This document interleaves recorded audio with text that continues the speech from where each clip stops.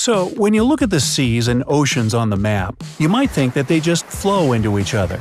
It seems like there's only one big ocean, and people just gave different names to its parts. Well, you'll be amazed how vivid the borders between them are. The border between the Pacific and Atlantic Oceans is like a line between two worlds. It's as if the two oceans meet at an invisible wall which does not let them flow into each other and mix their waters. Why on earth does it happen? We know for sure there is no invisible wall inside, and water is water. What could interfere with its mixing? The thing is that water can be different too.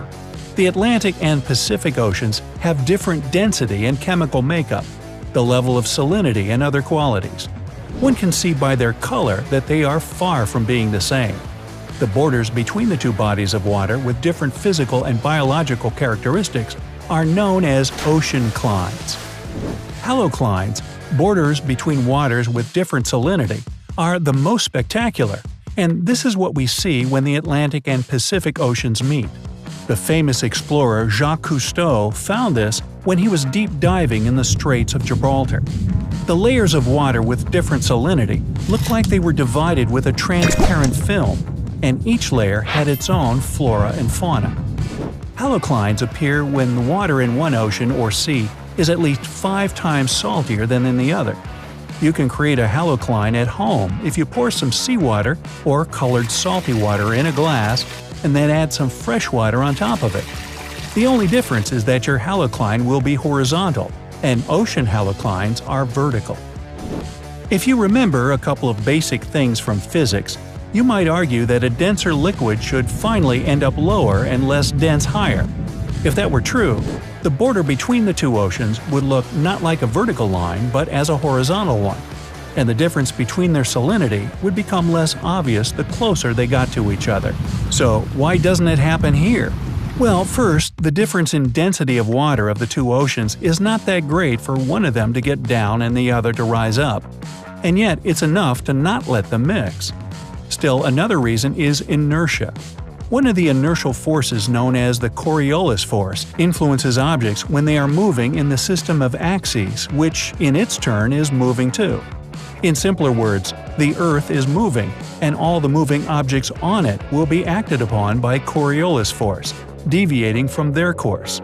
As a result, the objects on the Earth's surface don't move straight on, but deviate in clockwise order in the northern hemisphere and counterclockwise in the southern. But the Earth is moving slowly. It takes a planet a whole day to make a full circle around its axis. That's why the Coriolis effect gets obvious only in long time intervals, with cyclones and ocean flows. And this is why the direction of flows in the Atlantic and Pacific Oceans is different. It also doesn't let them mix.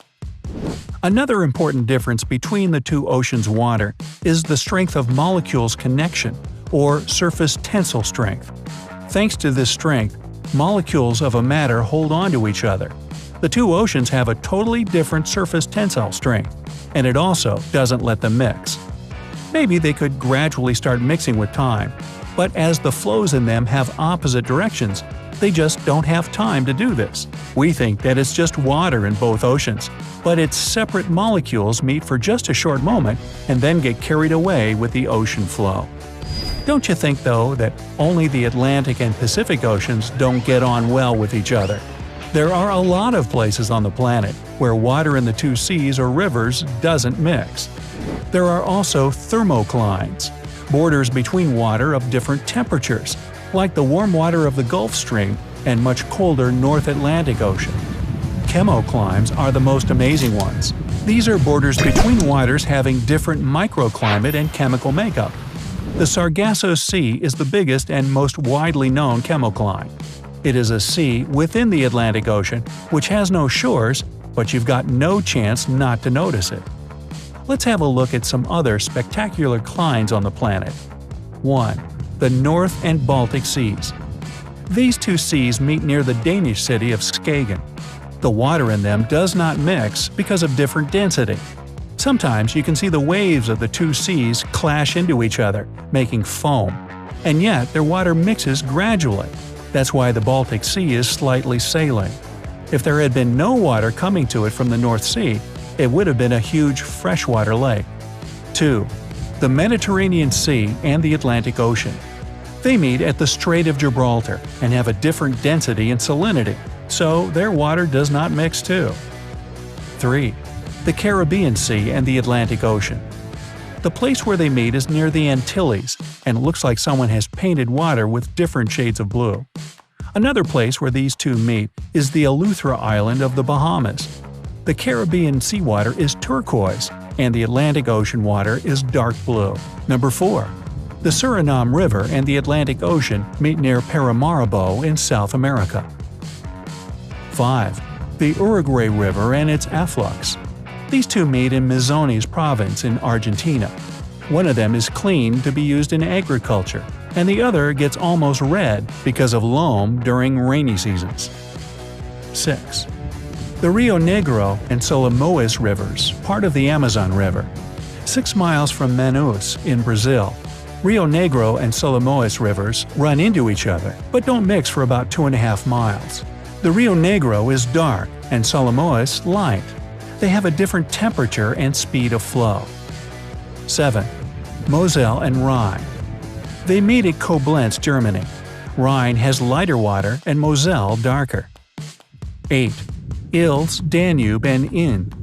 The junction of these 3 rivers is in Passau, Germany. Ilz is a small mountain river to the left, the Danube is in the middle, and Inn is the light river to the right. Inn is wider than the Danube here, but still is its afflux. 9. Alaknanda and Bhagirathi rivers meet in India. Alaknanda is dark and Bhagirathi is light. 10. Irtush and Ulba flow into each other in Kazakhstan near the city whose name you'll never be able to pronounce, nor will I. You give it a shot. The Irtish has clean water and Ulba cloudy. Number 11. The Jialing and Yangtze rivers meet in Chongqing, China. The Jialing is clean and the Yangtze is brown. 12. Irtush and Om. These 2 rivers flow into each other in Omsk, Russia. The Irtush is cloudy and the Om pure and transparent. 13. Chuya and Katun rivers meet in the Altai Republic, Russia. The water of the Chuya has an unusual cloudy white color here and looks dense and thick. Katun is clean and turquoise. Flowing into each other, they form a single 2-colored flow that does not mix for some time. 14. The Green and Colorado rivers. The place of their junction is Canyonlands National Park in Utah, USA. Colorado is brown and green is, green. The colors of these rivers go through rocks with different chemical makeup. That's why they have such a big contrast of colors. 15. The Rhone and Arve rivers. They flow into each other in Geneva, Switzerland.